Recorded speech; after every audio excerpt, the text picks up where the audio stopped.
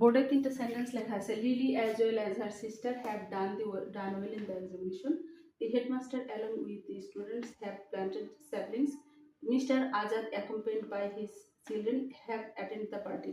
তো এই সেন্টেন্সগুলোর এই যে হ্যাভ কীভাবে আমরা কারেকশন করবো, এখানে যে সিস্টেমটাতে আসতে হবে as well as, along with এবং অ্যাকম্পাইন্ড বাই, এই ধরনের শব্দগুলো যদি থাকে এর সাথে আরও with, together with, as well as, along with, in addition to, accompanied by দ্বারা যদি কোনো নাউন বা প্রোনাউন যুক্ত হলে তার পরবর্তী ভার্বটা হবে সাবজেক্ট অনুযায়ী। সাবজেক্ট এখানে থার্ড পারসন সিঙ্গুলার নাম্বার, সেই কারণে এখানে হ্যাভের পরিবর্তে হ্যাজ হবে।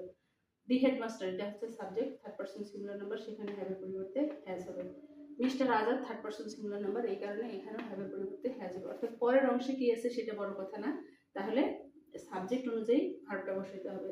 যদি এগুলো কি with, together with, as well as, along with, in addition to, accompanied by দ্বারা যুক্ত হয়, তাহলে তার ভার্বটা কি হবে, সাবজেক্ট অনুযায়ী ভার্বটা হবে।